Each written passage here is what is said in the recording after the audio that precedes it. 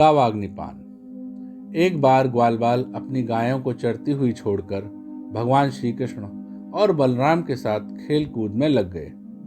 उस समय उनकी गायें बेरोक टोक चरती हुई बहुत दूर निकल गईं और हरी हरी घास के लोभ में एक गहन वन में घुस गईं। जब ग्वालबालों ने देखा कि हमारे पशुओं का तो कहीं पता ठिकाना ही नहीं है, तो उन्हें अपने खेल कूद पर बड़ा पछतावा होने लगा। बहुत प्रयास करने पर भी वे अपनी गायों का पता न लगा सके। गायें ही तो ब्रजवासियों की जीविका का साधन थी। उनके न मिलने पर सभी ग्वालबाल अचेत से हो गए। फिर वे गायों के खुर का निशान देखते हुए तथा उनका पता लगाते हुए आगे बढ़े। अंत में उन्होंने देखा कि उनकी गायें सरकंडों के वन में रास्ता भूलकर डकार रही हैं। वे सब गायों को लेकर लौटने लगे। उस समय सारे ग्वालबाल बिल्कुल थक गए थे। उन्हें जोर से प्यास लगी हुई थी। इससे सबके सब व्याकुल हो रहे थे। उनकी यह दशा देखकर भगवान श्री कृष्ण गौओं का नाम लेकर पुकारने लगे।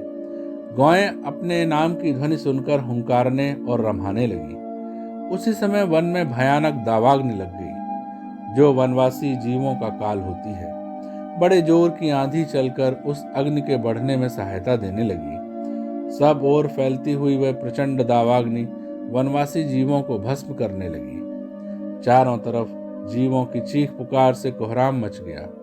शेर, चीते, भालू आदि वन्य जीव जो जिधर रास्ता पाते थे, परस्पर वैर भूलकर भागने लगे।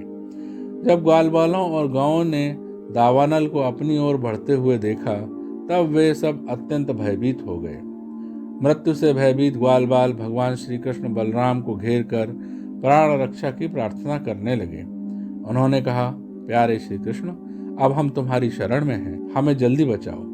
हम लोग भाई, बंधु, मित्र, रक्षक सब तुम्हें ही मानते हैं। श्याम सुंदर, तुम्हारे सिवा कोई भी हमारा रक्षक नहीं है। हमें केवल तुम्हारा ही भरोसा है। अपने सखा ग्वालबालों के दीन वचन सुनकर श्री कृष्ण ने कहा, मित्रों, चिंता मत करो, मैं तुम लोगों की अवश्य ही रक्षा करूंगा। तुम सब अपनी आंखें बंद कर लो। भगवान की आज्ञा सुनकर ग्वालबालों ने बहुत अच्छा कहकर अपनी आंखें बंद कर ली। उसके बाद भगवान श्री कृष्ण ने उस भयंकर दावाग्नि को पी लिया। जब ग्वालबालों ने अपनी आंखें खोली तो अपने को वटवृक्ष के पास सुरक्षित पाया। इस प्रकार अपने आप को और गौओं को दावाग्नि से बचा देखकर ग्वालबालों को अत्यंत ही विस्मय हुआ। वे सब श्री कृष्ण की बार बार स्तुति करने लगे।